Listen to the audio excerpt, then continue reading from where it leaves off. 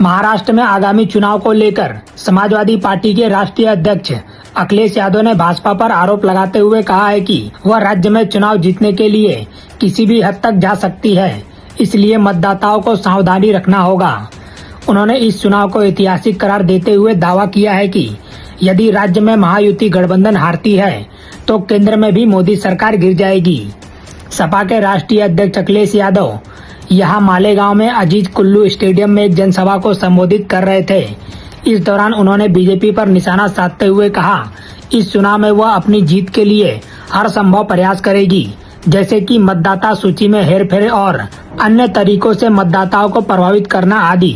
उन्होंने मतदाताओं को अपने मताधिकार का प्रयोग करते समय सावधानी बरतने का आग्रह किया। सपा को संबोधित करते हुए अखिलेश यादव ने आगे कहा, लोकसभा चुनाव के बाद से भाजपा हताश और निराश है।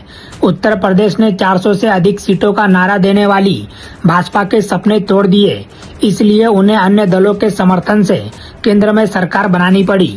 भाजपा पर तंज कसते हुए अखिलेश यादव ने कहा, वह हर जगह तोड़फोड़ करके सरकार बनाती है। महाराष्ट्र में भी उन्होंने तोड़फोड़ करके महायुति की सरकार बनाई है। यह जनता द्वारा चुनी हुई सरकार नहीं है, यह उनकी धोखाधड़ी है। महाराष्ट्र की महायुति सरकार पर निशाना साधते हुए अखिलेश यादव ने कहा, राज्य की जनता दुखी है। राज्य में भ्रष्टाचार हर जगह फैल गया है और यहाँ के उद्योग अन्य राज्यों में जा रहे हैं। उन्होंने आरोप लगाते हुए कहा, महाराष्ट्र में जो पहले अन्य राज्यों के लोग रोजगार देता था, अब खुद ही बेरोजगारी का सामना कर रहा है। कार्यक्रम में सांसद इकरा हसन और स्थानीय नेताओं ने भी जनता को संबोधित किया।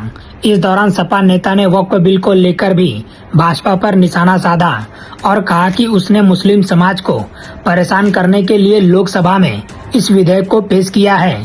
इस विधेयक के माध्यम से मुस्लिम समाज की जमीनें छीनने का प्रयास किया जा रहा है। उन्होंने जनता का आह्वान करते हुए कहा कि वह देश में विभाजन पैदा करने वाली भाजपा को आगामी विधानसभा चुनाव में सबक सिखाएं। फिलहाल इस खबर में इतना ही। बाकी अपडेट के लिए बने रहिए पोस्ट न्यूज के साथ।